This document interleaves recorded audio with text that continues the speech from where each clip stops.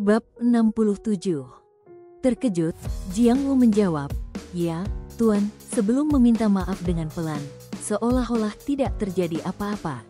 Dengan surat yang disegel dengan kuat, tidak mungkin dia berani mengintip isinya. Saat dia berjalan menyusuri koridor, dia bertanya-tanya apakah ada kebenaran terhadap rumor bahwa keluarga kerajaan memiliki niat untuk membentuk persatuan dengan Yan Bei melalui pernikahan. Jika itu benar, apakah garis keturunan Song di masa depan akan memiliki nama keluarga Nalan atau Yan? Apakah pembunuhan Raja Taiping berhasil? Tidak ada gunanya menebak pikiran petinggi. Tidak lama kemudian Jiang Wu tergoda oleh aroma yang keluar dari dapur, memutuskan untuk pergi. Di ruang kerja, Xuan Mo bersandar di kursi dengan pola naga terukir di atasnya, menutup matanya perlahan. Berita tentang perjanjian antara Yan Bei dan Song segera menyebar di Meng Barat. Tidak mengherankan bahwa di masa-masa sulit seperti itu, kedua negara akan membentuk aliansi. Tidak lama kemudian angkatan Laut Song menduduki Laut Huangfu, mengintai di atas Wei, siap untuk memulai aksi militer bersama Yan Bei. Malam itu, keheningan yang memekakkan telinga menyelimuti Baizi Pass. Sejak diduduki oleh pasukan Yan Bei, tempat itu telah lama kehilangan kilaunya.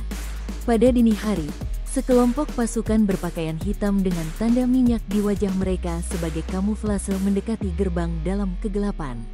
Chu Qiao berdiri di tengah formasi, di mana dia menegaskan kembali aturan pertempuran untuk operasi yang akan datang. Pertama, jangan ragu untuk membunuh siapapun yang menunjukkan diri sebagai ancaman potensial atau dapat memperingatkan yang lain tentang kehadiran kita. Kedua, tim 1 akan menyebabkan kekacauan sebanyak mungkin di dalam kota. Tim 2 akan menuju timur laut dan menghasut kawanan kuda di sana, menciptakan ilusi serangan besar-besaran Wei yang akan datang untuk menimbulkan kepanikan di antara para penjaga di kota. Ketiga, yang lain harus bersiaga di luar kota, siap menerima rekan-rekan mereka untuk tanggapan cepat, agar semua orang dapat melewatinya dengan aman. Detik-detik terus berlalu. Begitu genderang tanda jam 11 malam dibunyikan, kelompok pertama yang dipimpin oleh He Qi berlari kencang menuju Baizi Pass. Bersamaan dengan itu, kelompok kedua memulai perjalanan mereka menuju timur laut tempat kawanan kuda telah dipersiapkan. Memimpin beberapa pasukannya yang paling elit, tidak butuh waktu lama bagi He Qi dan kelompoknya untuk menghilang ke dalam kegelapan. Ditemani oleh beberapa pengawal pribadinya, Chu Qiao melangkah ke dalam hutan lebat dan duduk dengan tenang, berulang kali memikirkan rencananya yang rumit di dalam kepalanya, mencari kemungkinan kekurangan dan kelemahan.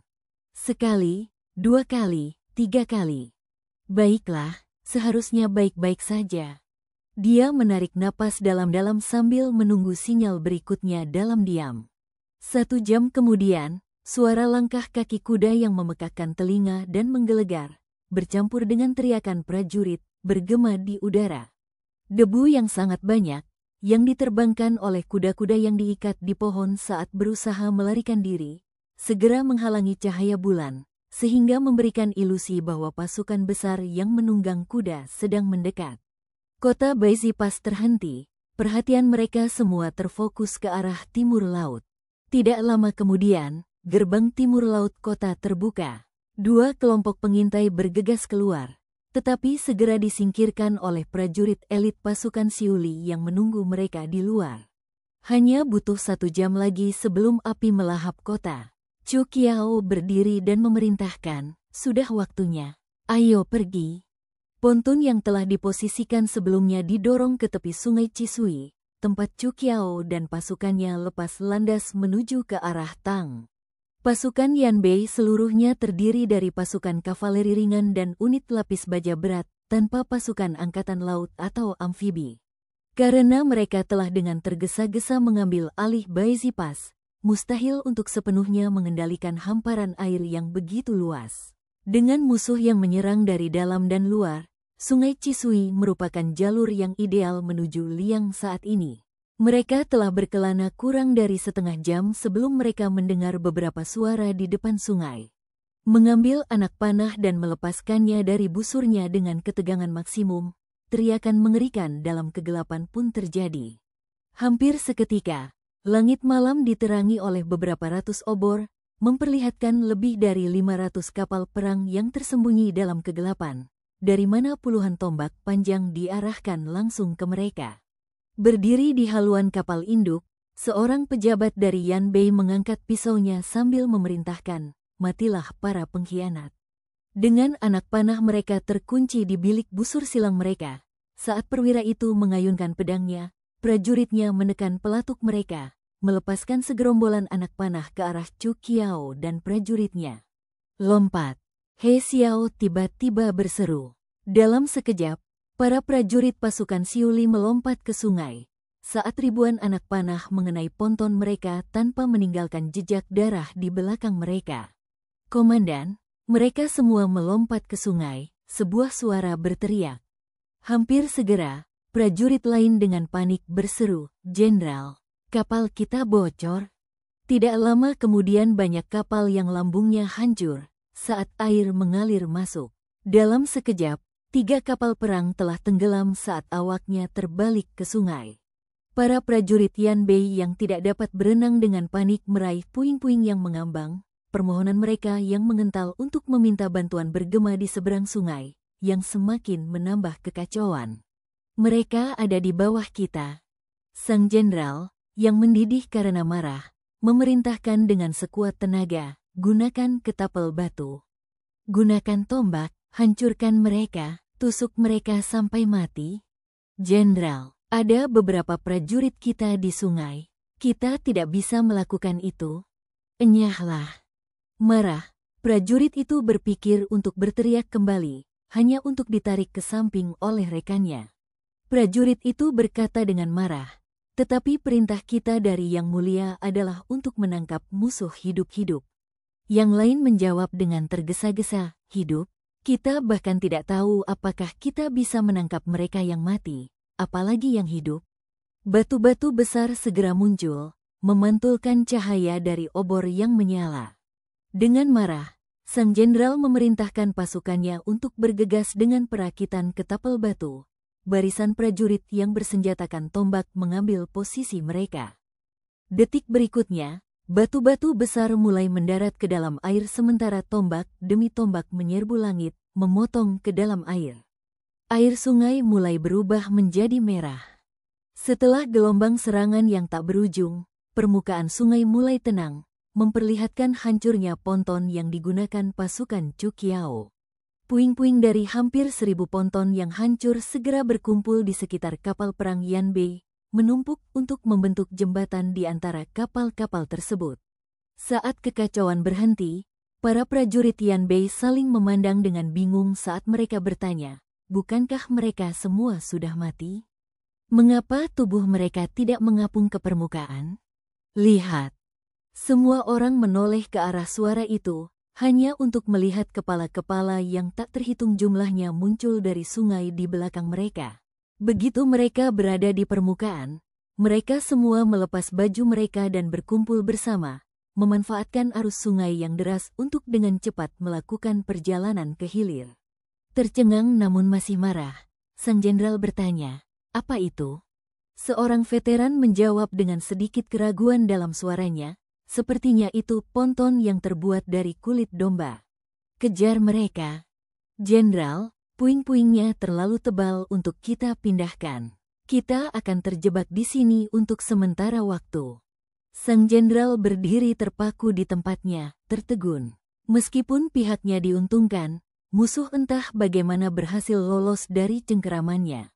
Hampir 60.000 prajurit Yanbei di kapal menyaksikan dengan linglung saat sosok-sosok di sungai perlahan menghilang ke dalam kegelapan.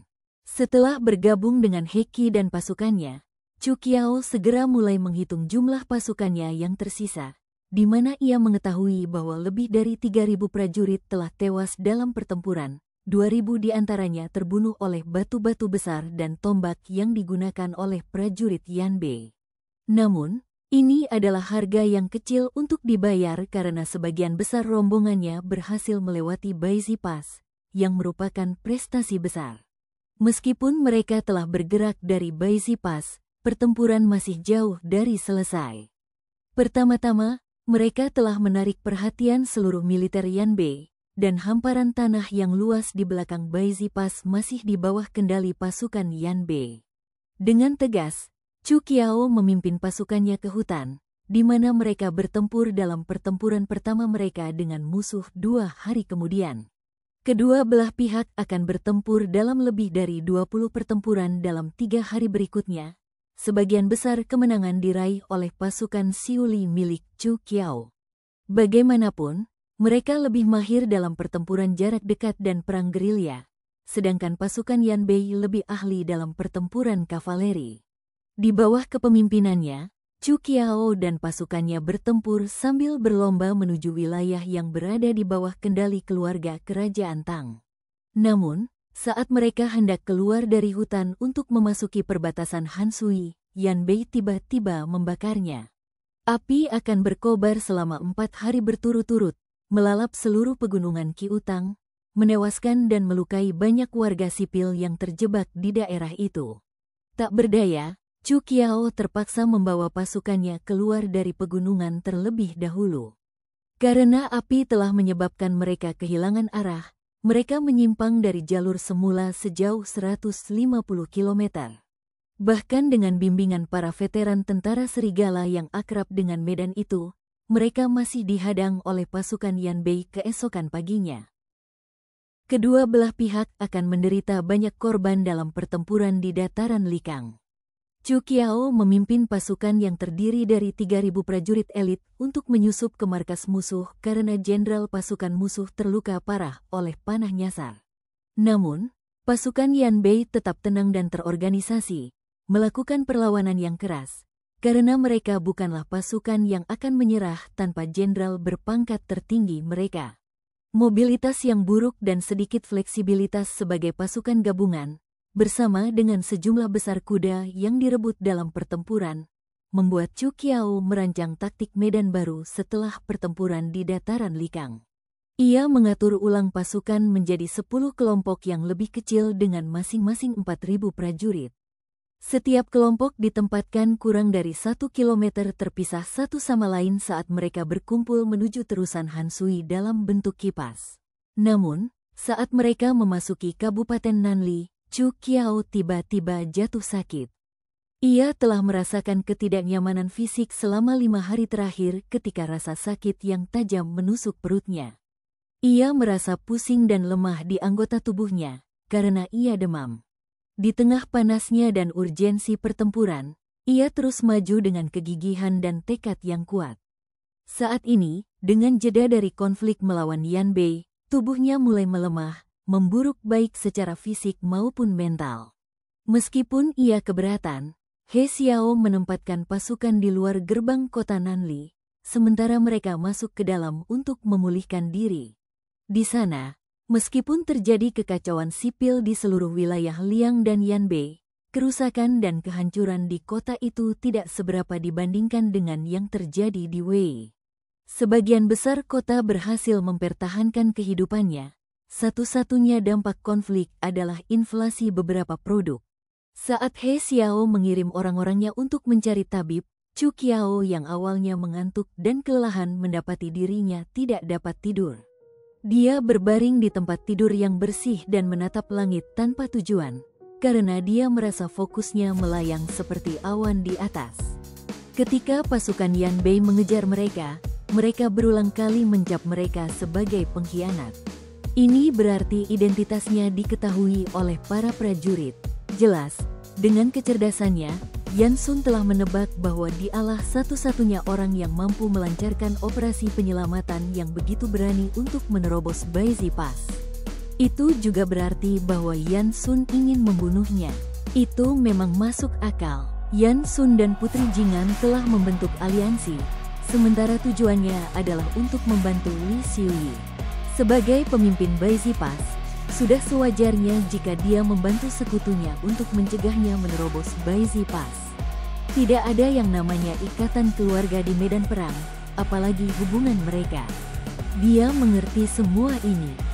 Yan Sun bukan lagi anak kecil yang biasa meringkuk dengan malu-malu di sudut istana Sengjin. Tidak lagi harus menderita di tangan orang lain, Dia menjadi lebih berani dan kejam dalam keputusannya saat dia mengonsolidasikan posisinya yang berkuasa. Tidak lama kemudian dokter datang dan memeriksa denyut nadinya, dengan He Xiao dengan cemas mengawasi dari belakang. Dokter tua berjanggut putih itu terdiam cukup lama sebelum dia tersenyum dan berkata kepada He Xiao, "Selamat, istrimu hamil." He Xiao menjadi gugup saat dia buru-buru mengoreksi dokter itu, "Omong kosong. Aku bukan suaminya, aku hanya salah satu pengawalnya." Mendengar ini, dokter itu meminta maaf berulang kali dan meminta maaf dari He Xiao, menjelaskan bahwa dia telah salah mengira dia sebagai ayah dari anak itu karena dia telah melihat keadaannya yang gugup. Percakapan berlanjut antara He Xiao dan dokter tua itu, sementara Chu Qiao terdiam dengan mulutnya sedikit terbuka. Apa yang dia katakan? "Selamat, aku hamil."